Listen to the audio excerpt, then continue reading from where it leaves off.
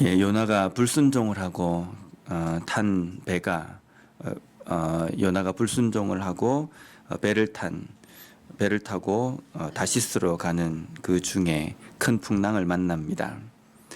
그 큰 풍랑을 만날 때 그 배에 탄 사람들이 제비를 뽑아서 이 풍랑이 누구로 말미암아 되었는지를 알고자 합니다.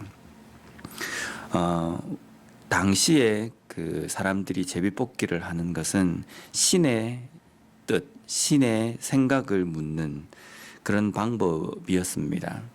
근데 우리가 잘 생각해야 될 게 제비를 뽑아서 신의 뜻을 알자. 근데 여기에서 지금 사람들이 이야기하는 신은 우상을 이야기하는 겁니다. 아무리 제비를 뽑아도, 아무리 그들이 정성을 들여도, 아무리 그들이 뭔가 그 신의 뜻을 알려고 해도 우상은 대답하지 못하는 신이라는 겁니다. 그런데 이 제비 뽑기가 하나님께서 이스라엘 백성들에게 말씀하실 때 하나님의 뜻을 알려주시고 하나님께서 결정한 것을 말씀해 주실 때에 제비뽑기를 제비뽑기를 통해서 하나님의 뜻을 나타내십니다.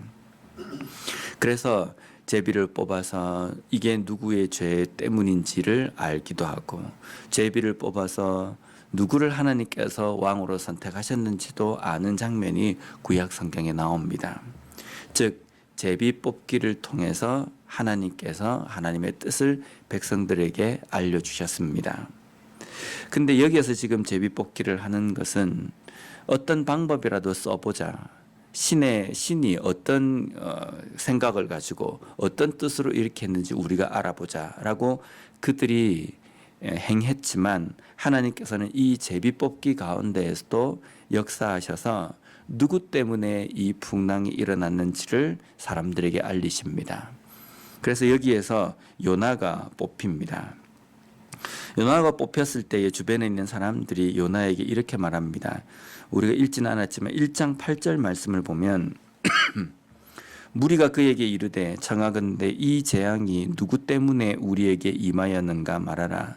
내 생업이 무엇이며 내가 어디서 왔으며 내 나라가 어디며 어느 민족에 속하였느냐 하니 여기에 중요한 문장 하나가 있는데 그게 무엇이냐면 재앙이 누구 때문에 라는 겁니다. 지금 이 배에 탄 사람들은 하나님을 알지 못하는 사람들이 타고 있는 그 배 가운데에 요나 때문에 이 배가 풍랑을 맞이합니다. 요나 때문에 재앙이 주변에 있는 사람들에게 일어났다는 겁니다. 이것은 무엇을 우리에게 말씀해 주시냐면 오늘날 우리가 이 땅의 삶을 살아가면서 우리 그리스도인들이 이 세상을 바라보고 이 세상을 진단하고 이 세상에 대해서 판단을 할 때에 세상이 참 악해져 가고 있다. 세상이 너무나도 타락해 있다라고 우리가 이야기를 하지 않습니까? 근데 그리스도인들이 그런 이야기를 할 때 세상이 참 타락해졌다라고 이야기할 때 그 말의 중심에는 무슨 의미가 담겨 있습니까? 사람들이 점점 악해져 간다라는 겁니다. 물론 사람들이 점점 악해져 갑니다. 그런데 더 안으로 들어가서 왜 사람들이 악해져 가는 세상이 될 수밖에 없느냐? 그 중심에는 하나님의 백성 그리스도인들이 있어야 할 자리 그리고 행해야 될 그 자리를 지키지 못했기 때문입니다. 하나님 앞에 하나님의 백성들이 제대로 살지 못하고 서 있지 못하기 때문에 이 세상이 점점 악해져 가고 세상이 점점 타락해져 간다는 것. 세상을 바라보며 우리 그리스도인들이 책임감을 좀 느껴야 합니다. 그래서 누구 때문에 이 재앙이 여기에 임하였는가? 누구 때문에 지금 이 시대가 이렇게 타락해져 있는가? 바로 나 때문에. 하나님의 백성으로서 거룩하고 정결하게 살아가야 되는데 그렇게 살지 못하는 바로 나 때문에 우리 그리스도인 때문에 이렇게 되었다라는 것을 깨닫는 것이 필요하다는 겁니다. 이 제비뽑기를 통해서 요나가 깨달은 것은 나 때문에 이 배에 재앙이 임하였구나라는 것을 깨달아야 되는 겁니다. 그래서 10절 말씀을 보면 자기가 여호와의 얼굴을 피함인 줄 그들에게 말하였으므로 무리가 알고 심히 두려워하여 이르되 내가 어찌하여 그렇게 행하였느냐 하니라. 여기에 여호와의 얼굴을 피함 때문에 재앙이 무리에게 임하였다라고 이야기할 때 여호와의 얼굴을 피한다라는 것은 도망갔다라는 이 뜻이 아니라 하나님의 말씀을 불순종했다라는 겁니다. 하나님이 느느웨 쪽으로 가라고 말씀하셨는데 지금 요나는 하나님이 가라고 말씀하시는 반대 방향으로 가고 있다는 겁니다. 하나님의 말씀의 순종이라는 것은 하나님이 가라고 하신 방향으로 가는 것이 순종입니다. 하나님께서 가라고 명령하신 그 방향을 통해서 방향을 향해서 가지 않고 그 자리에 서 있는 것은 또는 반대 방향으로 가는 것은 불순종입니다. 그 불순종은 하나님 앞에 죄를 범하는 것이기 때문에 지금 요나는 자신이 죄를 범함 때문에 주변에 있는 사람들에게 이 일이 일어났다는 것, 그것을 깨달아야 되는 것입니다. 그런데 이 문제를 해결하기 위해서 요나가 사람들에게 말한 해결 방법이 조금은 이상합니다. 12절 말씀을 보면 그가 대답하되 나를 들어 바다에 던지라. 그리하면 바다가 너희를 위하여 잔잔하리라. 너희가 이 큰 폭풍을 만난 것이 나 때문인 줄을 내가 아노라 하니라. 여기에 지금 요나가 풍랑을 잔잔하게 하는 방법에 대해서 해결책에 대해서 무엇을 제시합니까? 자신을 들어서 바다에 던지라는 겁니다.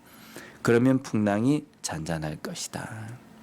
어떻게 보면 이 말씀을 그 구절을 보면 요나가 야 희생정신이 투철하구나, 대단한 융단을 내렸구나 이렇게 생각할 수 있습니다. 그런데 요나는 분석을 잘했습니다.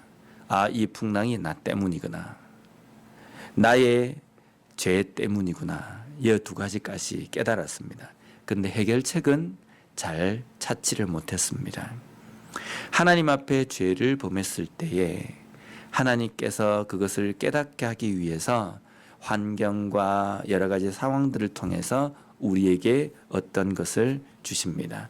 때로는 어려움을 만나게 하기도 하시고, 때로는 걸림돌을 만나기도 하고, 큰 장벽을 만나기도 하고, 핍박 이런 것들을 만나기도 합니다. 그럴 때 우리가 어떻게 하면 됩니까? 우리가 죽으면 됩니까? 그렇지 않습니다. 하나님께서 우리에게 어려움을 주시는 것은 우리를 그 어려움 가운데 쳐 넣으셔가지고 우리가 죽도록 고생하기를 바라시는 것이 아닙니다. 우리에게 죽을 고생을 하게 하셔서 죽도록 내버려 두시는 것이 하나님의 뜻이 아니라 그 모든 일을 통해서 하나님께서 원하시는 것은 다시금 돌이키기를 원하신다는 겁니다. 다시스로 향해서 몸을 틀었던 그 시선을 하나님께서 가라고 말씀하신 니느웨로 돌이키는 것, 그것이 하나님께서 원하시는 뜻이라는 겁니다. 지금 이 배에 풍랑을 내리신 것은 요나로 하여금 방향을 틀어서 니느웨로 가라는 것입니다. 요나를 바다에 던져가지고 요나를 내가 죽여야지만이 이 상황을 내가 해결하겠다, 그게 하나님의 뜻이 아니라는 겁니다. 그래서 요나가 정말 하나님의 뜻을 제대로 깨달았다고 한다면 그가 어떻게 해야 되냐면 그 자리에서 하나님을 향해서 하늘을 우러러 자신의 죄를 토하고 자신이 회개를 하고 하나님 앞에 하나님, 내가 다시금 돌이키겠습니다. 하나님께서 가라고 말씀하신 니느웨 방향으로 내가 가겠습니다 라고 했다고 한다면 하나님께서 이 풍랑을 잔잔하게 하셨을 것이라는 겁니다. 그런데 요나는 그러한 것을 보지 못했습니다. 이것 또한 요나가 여전히 영적인 무지와 영적인 깊은 잠에 빠져 있다는 것을 우리가 알 수 있다는 겁니다. 오늘 우리의 삶에서도 일어나는 여러 가지 문제들이 있습니다. 때로는 어려움을 만나기도 하고 때로는 힘든 상황을 우리가 겪기도 합니다. 그런데 모든 어려움과 모든 힘든 상황이 하나님께서 우리에게 깨달으라고 주시는 것이라고 우리가 볼 수는 없습니다. 근데 그러한 문제를 만날 때 나 자신은 압니다. 아, 이게 이것 때문이구나. 하나님께서 깨닫게 해주신다는 겁니다. 그러면 그 깨달았을 때에 어떻게 하면 그것을 견뎌내고 이겨낼 수 있는가? 돌이키고 회개하는 것입니다. 하나님께서 가라고 명령하신 그 방향이 어딘지를 제대로 아는 것입니다. 그렇게 할 때에 우리의 인생의 문제가 해결이 되고 하나님께서 원하시는 길로 우리가 걸어갈 때 우리의 인생을 잘 걸어간다라고 우리가 말할 수 있다는 겁니다. 오늘 우리의 삶 속에 혹시 내가 하나님 앞에 깨닫지 못하고 있는 부분은 없는지, 내가 깨달아야 하는 부분은 어떤 것인지 다시 한번 깨닫고 오늘 이 하루 하나님께서 우리에게 하라고 명령하신 그 일을 온전히 감당하고 온전히 깨닫고 걸어가는 우리의 삶이 되었으면 좋겠습니다. 기도하겠습니다.